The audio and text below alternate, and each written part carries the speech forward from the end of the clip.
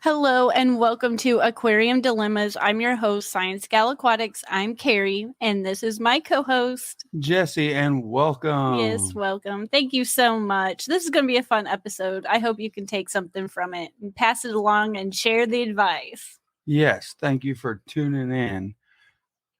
I believe this is something that is going to be a great little discussion about things that we all have done, things that have happened, and reasons to keep going forward in the aquarist hobby or pet keeping, however you want to. Yeah.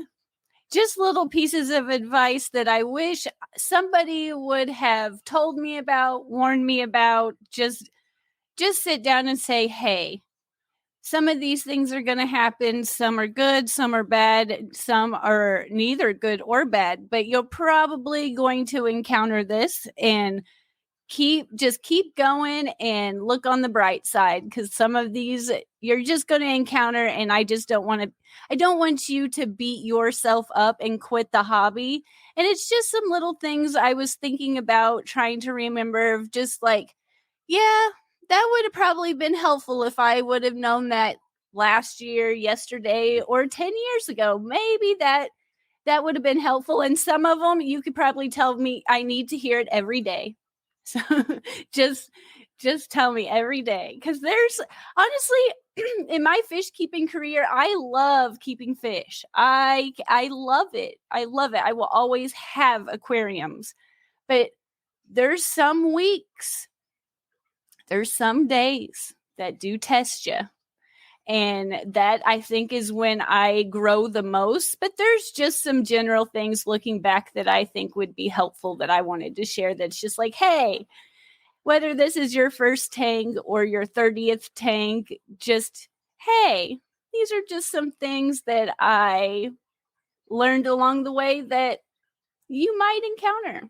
Well, yeah. And I think talking about them is a big thing. Talking about them to new people especially, just to not be discouraged or let down, because we've all done it, whether we want to talk about it or don't want to talk about it. I have had some great days, great, fun, life-changing experiences around fish keeping.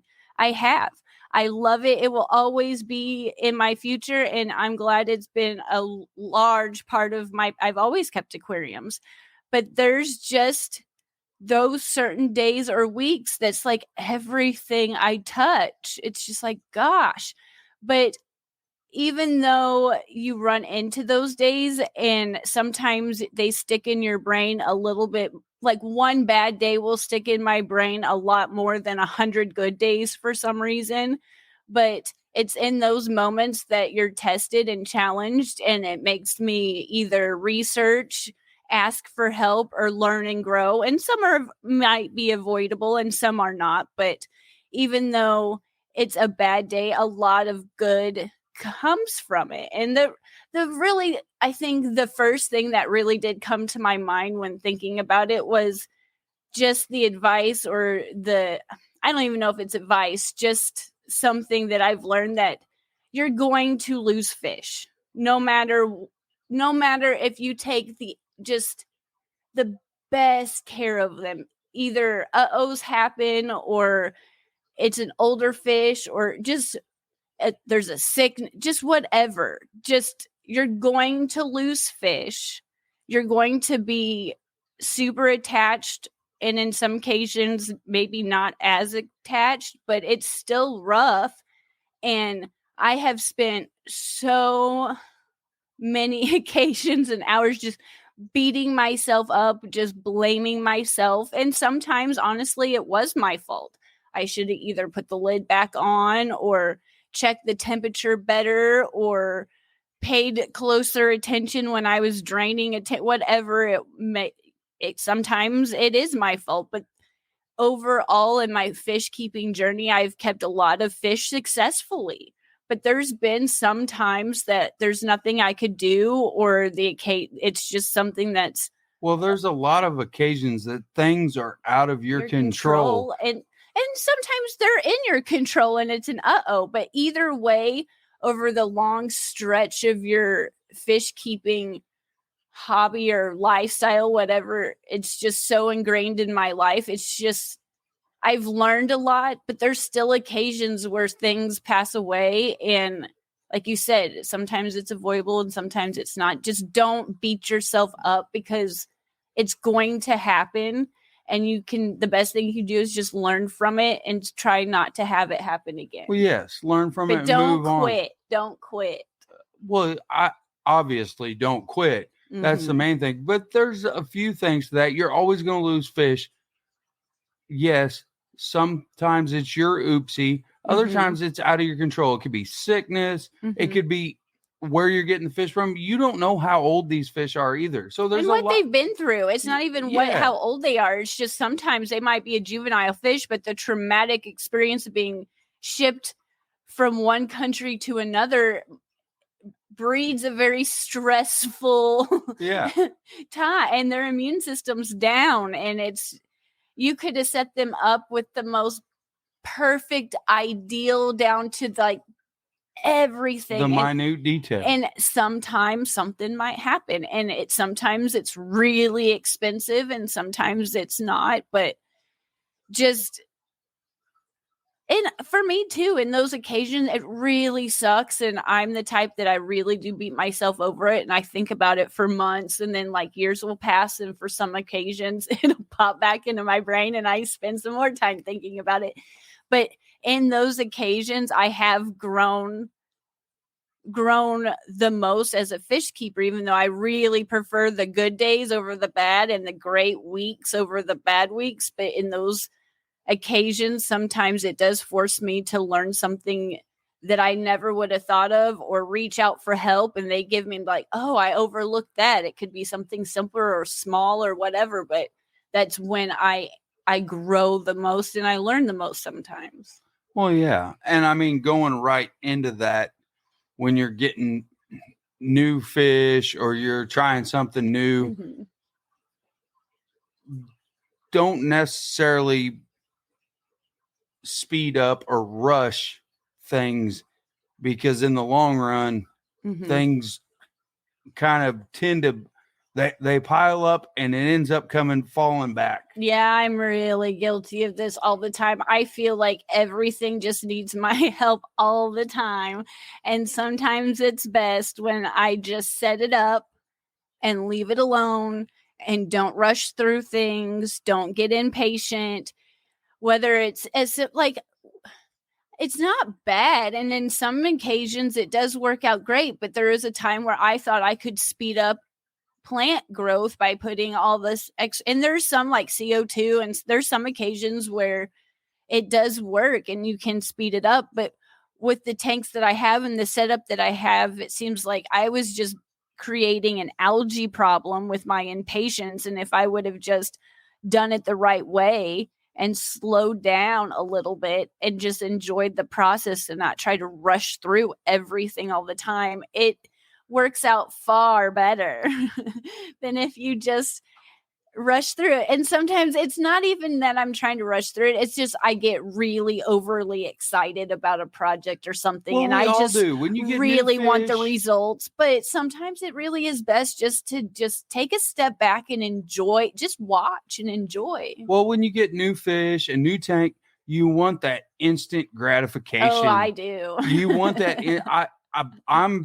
I'm notorious for it myself. Everyone, I think, as a human is. You want that instant gratification. You want instantly set up. You want to instantly look at it. Everything's got to be perfect instantly.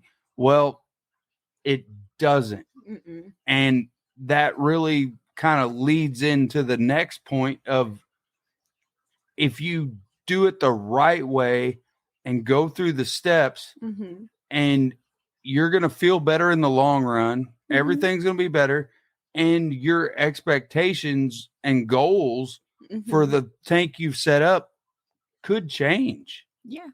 Because, I mean, it kind of going a step back. I'm just trying to think and talk. It just seems like there's so many occasions. I'm just thinking that even like cleaning or setting up plants, breeding, there's just so many occasions that just slow down. Because I've we've set up equipment wrong. We've just done little uh-ohs that. Yes, absolutely. But yeah, go move forward. You're right. Go. What was the next one? Well, that was it. That if you take your time, set the tank up, put your fish in there, do it, and you're playing with the tank a little bit, and but your ideas for that tank could change. You might go to, okay, this was gonna be a breeding tank. Now it's gonna be a community tank. Yeah. Things could change, but if you do it in that slow process, your mind's gonna slow down, and you're gonna achieve ultimately what you want by going slower. Yeah, going slower does and it's not that I'm really bad about getting excited, and you can set things up, and there's a lot of times that there's certain occasions and certain parts of there's certain parts of the process that if you know what you're doing and you have taken your time in the past, you know how to kind of jumpstart a cycle so you can add fish. But I don't recommend you just jump starting into it if you've never done it before or you don't have another established tank somewhere. I mean, if you are on the more experienced side or not even experienced, you've just looked into the nitrogen, you understand a little bit about the bacteria, then there are some things that you can kind of speed up. But generally speaking, just I rush through things, and sometimes just slowing down, you can enjoy so much more of the process. Well, yeah. But what kind of going through expectations, I feel like my expectations of certain things of just the hobby has changed. When I was a kid and I set up my first tank, my expectations of that tank is far different than they are now after so many years of keeping fish. And even like from having cold water guppies where all I wanted to see was snails and babies to the point where you couldn't see any water. I just wanted snails and babies, and I had just an air stone, into kind of going into a bow front community tank where I love just going into the fish store and picking out whatever was cute. And I had no idea what was compatible. Then I went to college and took an ecology class, and I got introduced to all the different cycles, and I started my research, and I stumbled upon the fish tube community and learned about live plants, and went from just having a fish tank because I like fish to having an aquarium because I want to have an ecosystem and see nature in my house and have live plants and enjoy the process of seeing the fry, but understanding stress and compatibility. It's just my expectations of my tanks have changed. And if you are a fish keeper for many years, you're going to have many stages where sometimes you might be burnt out. You just want one tank that's really low maintenance because you just are kind of like, you don't want anything more, to where you have 40, 30 tanks in your basement and you have a podcast and a YouTube channel. I mean, you're going to have all these different stages, and you're going to have ebbs and flows. You're going to have points where you love it and hate it, but just know that overall, long term, you're just naturally going to change. Your focus is going to change, your expectations.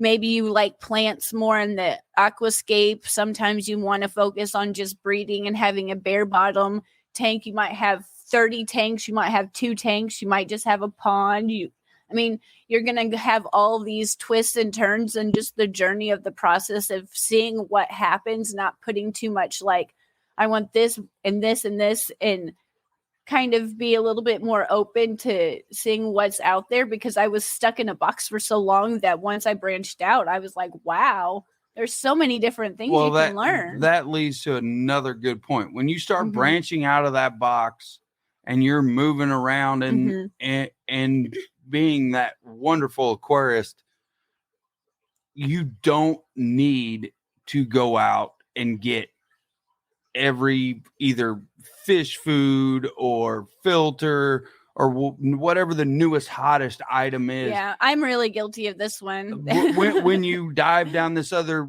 avenue, you're like, oh, I want to go this way, and you do. That's great, and that's awesome. That's wonderful. There's absolutely nothing wrong with it. We're both guilty of it ourselves. Mm-hmm. But do your research, and you don't have to have the latest, best, newest thing on the market just because everybody else seems to, quote unquote. Mm-hmm. Is it worth it? Sometimes it is. Yes, quality is sometimes what you have to go after on certain aspects. Yeah. I will not lie. That is 100%. Sometimes you get what you pay for, but also sometimes you don't. Yeah. Sometimes it's just, it is what it is. I went through a phase where I didn't have any more growing up than just going to like the supermarket to get things. So it was like one brand, we had one choice, and it was like I didn't mind it. And there's still many things I use today that I used in childhood that I just really love it. But once my mind got opened up to so many different options, I went through this stage where I had to have like every filter I could find, every fish food I could find, every size tank I could find. I just wanted every fish I could find. And there was a point where I was just buying stuff and I would forget that I had it, or I'd buy stuff and I'd use it for a little while and be like, whatever, I don't really see a difference. And I really it's fun to experiment, and I really want you to go have fun and try new things. But there's just a point where I think if you want to try a filter, do a little research, narrow it down. Maybe you want to try these 2, not these 10, because some do, like you said, I feel like quality of it goes a long way. I would always just go in and get the cheapest thing, because a lot of times that was just what I had available. But then when I started having that period where I was buying new things, not everything that was cheap was the worst, and not everything that was the most expensive was the best.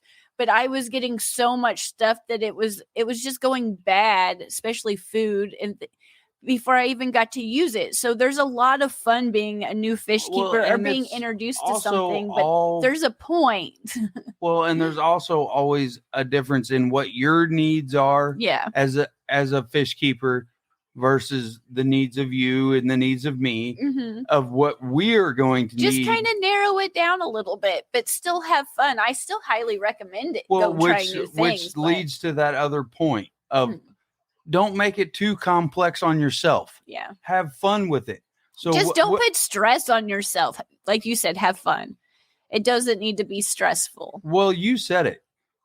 You look at 10 different options, narrow it down to 3 options or 2 options, and try those 2, and then have fun with those 2 because you've narrowed it down. You don't have to try all 10. Yeah. If you try those 2 and you don't like them, and neither one are compatible for you, then move on to 2 more and try those 2. I think, but that way you're keeping it fun. You're not overwhelming your brain and your nervous system all at once, going, well, I've bought all 10 of these. I got to try all 10 of these now. I got to do this right now. Yeah, I think in the very beginning of fish keeping, I was so excited that it was fun. There was nothing about it. It was new. It was exciting. I was a little kid. I finally got to have fish tanks in my room when my parents said no for so long. But when I started branching out and getting exposed to new things, I would a lot of times just make it overly complicated. I would probably did set up a little bit too many tanks all at once, and then kind of got overwhelmed by things. So, like we said before, take it slow, take your time. If you want to add tanks, 1 at a time or 2. You don't have to add all of them unless maybe that's your job. But don't look at a high-end tank and then put all these expectations on yourself that you want it to look just like that when this is your first tank you've ever scaped. Like there's some set little goals for yourself. Maybe you want to try to grow this particular plant, and then, have enough to add a new tank and scape it, but take it slow. You take your time and learn the stages, I guess the point is, instead of making it where I felt like I needed to learn everything at once, set up everything at once, grow everything at once, breed everything at once. And it was just like not fun anymore. Set little goals. I want to try to breed this fish and grow this plant and try this tank.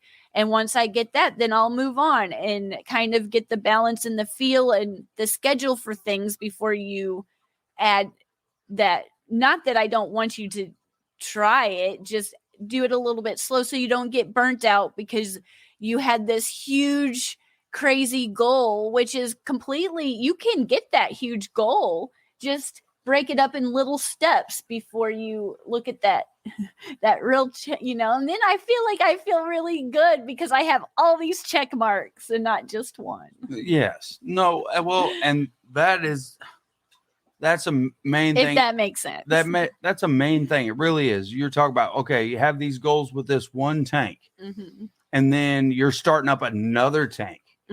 Well, guess what? No two tanks are going to be the same. Yeah. I mean, they're going to be close. Yeah. Don't get me wrong. If you're using the same water, you're not doing anything different to the water. You're using your same water. Everything's going to be close. But no two tanks are going to be the same, especially if you're adding substrates, you're adding plants. They're all going to have different amounts and variables in there that you can't control because certain plants are going to like more light than others. Certain plants are going to need more nutrients than others. If you're restocking it with a different fish, different bio load, you just never know. So when you're doing that next step, don't assume because this tank worked and everything is perfect that this tank's going to work, because this is my biggest guilt right here is thinking everything's going to be the same moving forward. Well, didn't believe this for a long time. I thought they would just be the same. And I mean, we talk about it on the live stream and to each other and stuff, and we'll share it with you here today. We've set up so many tanks. We'd be like, oh, we'll set them all up. We'll grow this plant in these tanks and then it'll just work. And it's like this tank might grow this plant particularly well, but not this one. And they are set up for the most part identical, but it just takes better in one. Or I might have a little bit more of an algae problem in the other, even though they're on this. It's amazing that I didn't believe that, but no two tanks are alike. Even if I did try to treat them exactly alike, they still were different environments, and we could keep the same fish in them, same plant, same everything. But at the end of the day, they are two different setups. They're two different aquariums, and they will be different. They have their two different personalities. Well, they're two different ecosystems. Literally, you're building an ecosystem in a glass box. They're two different ones. If you think they're both going to be identical, they won't you are wrong. Yep. And it's not this was a hard lesson to learn for me, but it's true. I'm sure you could do it perfectly. I'm sure someone out there has done it perfectly. They've done RO, they've remineralized everything, measured it to the T, been absolutely but not in perfect. Our case. But just not in our if you're a regular fish keeper, probably not. That is my point. Probably not. I wouldn't say regular. I'm sure, like you said, there's some people out there that can pinpoint it, but I still, this was a hard lesson to learn. And I have tried with the materials I have, the tanks I have, the fish I have, everything I have set up this fish room thinking that, oh, I'll just put them on the same schedule. I'll treat them all the same. I'll put this fertilizer, and they're just different. I have slightly different issues in each one. And I'm sure there are, just like everything else in life, there's always an exception to the rule. But in my particular experience, and this being an episode of what I wish I knew, I do wish someone would have told me, hey, you can set them all the same. You can make them some pretty much the same. You can feed them the same. You can put them on their lights the same. You can do whatever you want the same. But at the end of the day, just be aware that you will have there'll be subtle differences. And it's nothing major. I mean, there's some tanks you might have, but they're they have their each little personalities that you will get. If you have more than one tank, you will get to know each individual tank as you maintenance it. And you will have to kind of, even though they are very similar, they each need their own need. They each have their own needs. Well, I mean, and they're very small things. We're not talking drastic differences. We're talking, well, one just evaporates a little more than the other. One grows a little more algae than the other. Just very slight differences. Yeah, this but there's one grows this Vallisneria way better than this one, even though the other one grows it too. It's just way faster. It's crazy when you get to that point where you want to keep multiple tanks or multiple, however many you want to keep. It's just coming from where I had one for a long time, my 30-gallon bow front. I had just that one tank for a long time, and I went from that one tank to like 20 tanks in a week. And I've had them set up now for a while now. I wouldn't have believed they would be I figured they would all have just grown the same, plants the same. They would have just been the same. And it's just not. It's fun when you do have multiple tanks and different things that you want to keep. Like, I have a certain line of guppies, even though they're the same line of guppies, I keep them in multiple tanks because I like the line. But each tank, they have the fry rates different. So it's just different. It's just, I think it's fun, and it's another aspect that you're just like, that's really interesting. It's not a major difference, but it's just an interesting difference that, good or bad or any which way, it would have been like, hey, just by the way, thanks for the heads up. Well, which kind of leads into the fact that everyone's water is going to be different. Yeah. And it's always going to be constantly changing depending on what you have in the tank, what's taking minerals out, putting extra back in, blah, blah, blah. So that's always going to be different. So, and again, then henceforth, your maintenance is always going to be different, and it's always going to take you maybe longer than you think, depending on the tank and the stock load. And if you got a bunch of plants that need to be trimmed and this, that, and the other. Yeah. This one, I was thinking it in the way that, like, how could I explain this? I always, whether it's one tank or 20 tanks, I just was like, especially in the beginning, I can do a water change in 5 minutes, like, no big deal. Like, it's quick and easy. Or I can listen to live chats on this particular day and get my maintenance done in 30 minutes. Oh, no problem. I can do it in 30 minutes. And granted, back in the day, I was refilling my tanks, one drinking little 1-gallon bucket at a time. So there was nothing quick about it. So know that whether you have one tank or a fish room full of tanks, maintenance just always seems to take a little longer than I think it's going to take. And it's an enjoyable process. I like to, especially now, there's been stages, honestly, in looking back, where I've had a love-hate relationship with maintaining aquariums. But I'm in this stage now where I really do enjoy it. I take my time. I watch the fish. There's always like a new plant that's kind of sprouted up that I'm like, hey, that's cool. But it's just always going to take, if you have an errand, or your kids are coming home from school and you're like, I can do this quick water change really quick, no problem. Just wait. I have done it multiple times where I'm like, I have 20 minutes before the kids get home from school. I can drain this tank. And then I forget that I'm draining the tank. And then I drain all the water out by accident. And luckily I've caught it before I lost any fish.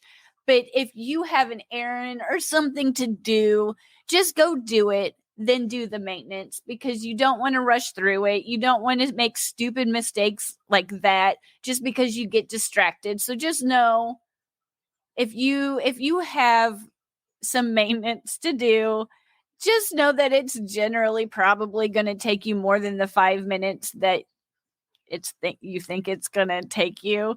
And with water, like, water's always different. I went through a point where I would, like, my friends, I trust my friends. like their fish are beautiful. I've seen them. Well, just because their tank's good and it's beautiful and their fish are beautiful, I just take the time, don't drain the water, scoop the fish out and put them in your water. Just everybody's water's different.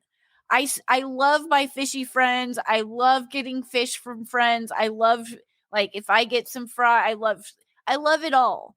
But I just don't trust water. All the water outside of my fish room, even though I can't see anything, I just don't put it in my aquarium. And sometimes, like, even the city might do something where you're like, my fish aren't acting right. Just know that the water is like, I mean, it's a really important part of your aquarium, obviously. You think? So you want to take the time and just be aware of, like, when the city's going to do something, or if you're going to a fish store or you're getting fish from a friend or you're ordering them online, just get rid of the water, because the water, it's just, it's not that I trust my friends. I just don't want their aquarium water, even though I love you to death. I just don't want your aquarium water in my tanks. Just where, like, the same, you should not put my water in your tanks. You just don't do that if you can avoid it. And I learned the difference between hard water and soft water at one point in my fish keeping career. So even just that, depending on where you live, the water can be different from someone else that you're getting fish from, or this, that, and the other. And sometimes fish have a harder time going from, it's from, what is it? They like hard water. So if they're going from hard water to soft water, it can be a little bit more challenging than soft water to hard water in some circumstances. So just know that water can be different. Don't trust all water. Get to know your city's, like, maintenance schedule, and just know be your aware own water of that. parameters. Yes, and know them. I don't know. There's still some things about the water that I have in my fish room that I should probably know in more detail.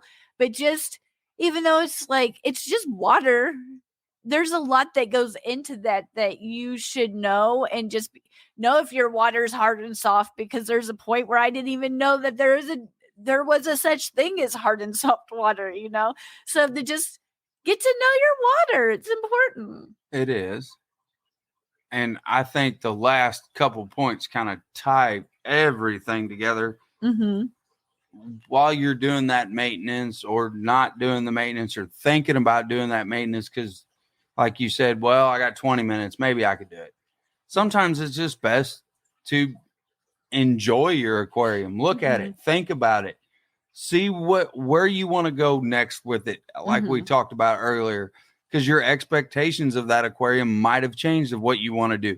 Yeah. So just sometimes look at it and just enjoy it. Yeah, just enjoy it. And when you enjoy it, you don't ever want this keeping fish or hobby, however you want to call it. At this point, I call it a lifestyle. To ever be work. It has to be fun. And while you're enjoying it, you get a little sense of calm, and it reiterates that little bit of just patience. Yeah. Just patience, thinking about the process of what ecosystem you really want for that fish or that community that you're building inside that glass box. Yeah. And I think that ultimately is the best way to think about it, in my personal opinion. Yeah. My brain. For me, it is. Yeah, I think for me, looking back, one of the, just to kind of sum up some of the things that we were talking about, and kind of the last few things that I was going to mention, is there's a lot of enjoyment in going through the process and taking your time, and I really am the type of person that has to make myself slow down and enjoy the process. I don't have to go 90 right off the bat, especially in fish keeping. And if someone would have told me, just take your time and be proud of yourself from starting in a cold water guppy full of snails, doing water changes whenever I would remember, and really knowing nothing, to now just trying to share the ups and downs and what I've learned so I can help others. And even though it's been hard to kind of get over some things, to like put yourself out there, but there's been a lot of enjoyment of just taking your time. And even though I am the type of person go 90 to nothing, there's a lot of enjoyment with fish keeping of just slowing down and having small little goals. Like, it might be your first tank and you want to breed this particular fish. You might not be successful the first couple, 3-4 times, but each time they have a breeding behavior or eggs or drop fry or whatever it is, they might not all be successful, but each time you see that happening, you can note it and learn from it. And it's a small little check. And over the years of fish keeping, whether you lose fish, you are successful, you have a good day or a bad day, sometimes just those small little goals and not seeing just that big challenge is just a big thing for me, that I wish someone would have told me, that just because you're a beginner, there's no harm in that. Like, that's not a bad thing. There's a lot of things that you can have fun with being a beginner, and sometimes learning new things and that excitement of a new rabbit hole is like the best part. And if you've kept fish for, like me, a really long time, sometimes you do have a little period where you're going to be burnt out and kind of be over it. But if someone would have said, hey, you're going to go through this, just if you are burnt out on this aspect of it, there's so many different aspects out there that you can fall in love and get you back into the hobby. And before you know it, you're right back nose deep into it and loving it again. And so just don't put these big expectations thinking you have to know everything right off the bat. And don't beat yourself up over the small things or even the big things. Just learn and grow. And patience is really important, because slowing down and not rushing through everything and taking your time and having that patience of just, sometimes it's a really hard wait when you're really excited for new fry, and that's hard and you want to help it along, but don't. And just don't compare yourself to others. My tanks are my tanks. They might not be the prettiest things out there, but to me, they're gorgeous and they work. And I've seen some really beautiful aquariums out there that I would love to recreate. And sometimes I do beat myself over it when I can't make it look just so. But sometimes, even though I can't, what comes out of it's still pretty. I'm still proud of it. So just, even though you have hard times, hard days in the hobby, just keep going and have fun. And there's so many different aspects that you can learn and discover. And sometimes you might not see it that day, but the little things do add up. Just the little tidbits of knowledge, just like going to the club meeting and maybe having a random conversation just will spark some inspiration. And before you know it, you're like, I didn't even see that coming. Who would have thought this tank would have turned into that? So just, I guess, looking back on it through keeping fish, if just someone would have told me to have more fun, take my time, and don't beat myself up, and don't just keep going, I probably would have had more fun at certain points keeping fish. But I'm glad I'm at where I'm at to share this, and hopefully you can enjoy some of it too and pass it along. Well, I think you're right with the don't compare yourself,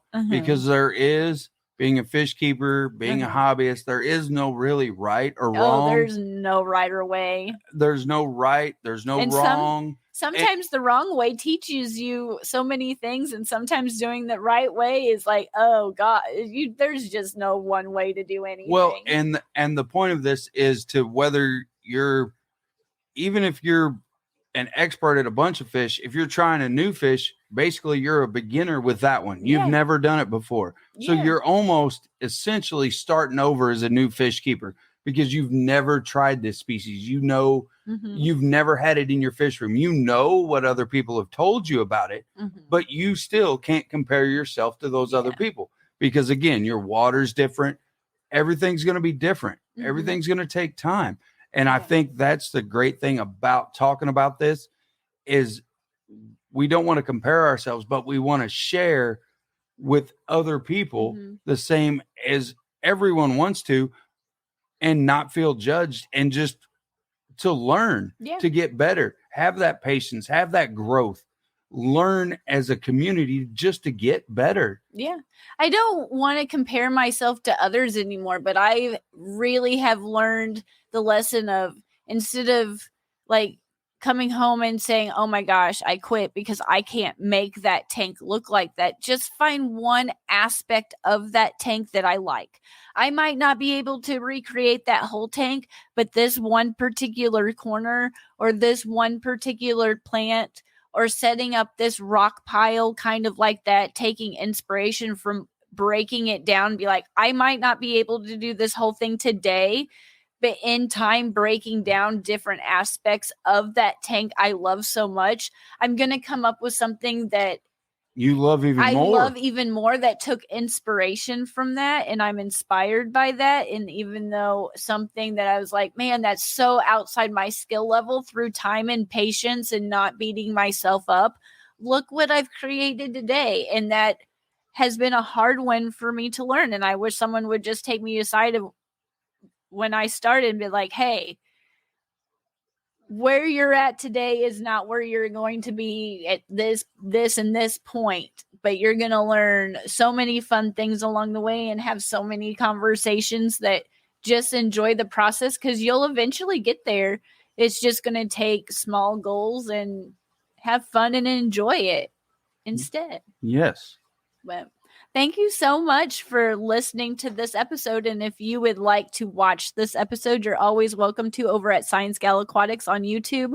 If you are a member, you get the episodes first, but we do release them, some of the back episodes over on YouTube. So if you want to watch that, you're welcome to. But mainly just thank you for listening, and I can't wait.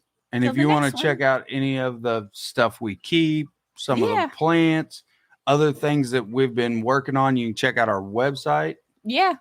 I like sharing my information. I'm really bad at like, hey, but we do have ScienceGalAquatics.com, ScienceGal Aquatics over on YouTube. And of course, thank you for the members. We love you. And thanks for watching and tuning in. And until the next time. Yep. And spread the word about aquarium dilemmas to new fish keepers, or anyone appreciated, or anyone that you think something like this might help. Yeah, I think this because one was that fun. is the goal of this, is to spread that word of just patience and not comparing yourself and learning together. Yeah. But thank you. Thank you very much. I don't know how else to say it, but thank you. And until next time, next episode, thank you. Bye. Bye.